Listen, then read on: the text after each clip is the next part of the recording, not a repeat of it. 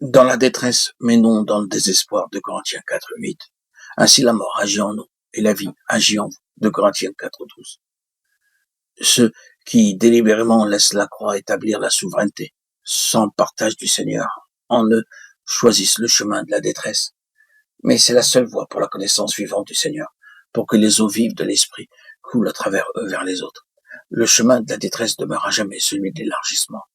Notre utilité dans le corps dépend essentiellement de la mesure de vie que nous y apportons, et cela ne signifie pas que nous ayons un don de parole, mais que nous soyons dans une réelle communion avec Christ, le vivant, la source des eaux vives, la fontaine des jardins. Il y a une certaine réserve à l'égard de la croix dans beaucoup de croyants, en raison d'une compréhension limitée et étriquée. Mais si nous voulons apporter la vie, alors il est vrai que nous avons à choisir la porte étroite et le chemin resserré. La déclaration du Seigneur, celui que le Fils a franchi, celui-là est réellement libre. Jean 8:36 résume le résultat de l'œuvre subjective de la croix qui nous libère du carcan de la vie naturelle. Le ministère de l'Église est un ministère de vie, et chaque membre doit être prêt, par la grâce de Dieu, à demander au Seigneur, lève-toi, Aquilon, viens au temps, souffler sur mon jardin, et que les parfums s'en exhalent. Cantique des Cantiques 4:16. L'Aquilon est un vent du nord.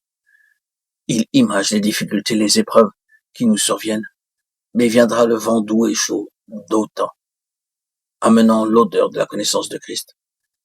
Les parfums de sa vie demandent que le vase de terre soit pressé, amené dans la détresse pour que la vie soit manifestée. Les vases pressés, qui connaissent en quelque mesure l'affliction et la détresse, apporteront la vie dans le corps.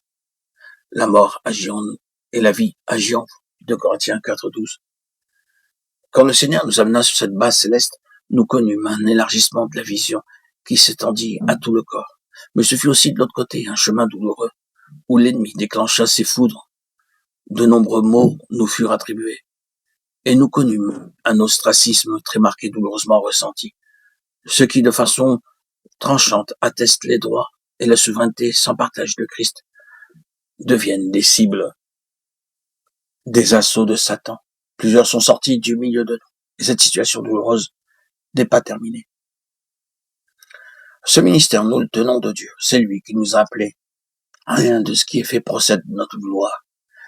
Il nous a été donné du ciel. Nous le disons comme un témoignage. Nous ne parlons pas dans ces lignes de notre œuvre. Nous n'en avons pas, mais de celle de Dieu accomplie par l'Esprit de Dieu pour l'édification de son corps. Et cette œuvre, il la réalise avec un nombre très petit de personnes. C'est un principe divin. Gédéon était de la famille la plus pauvre en Manassé et le plus petit dans sa maison. Juge 6:15.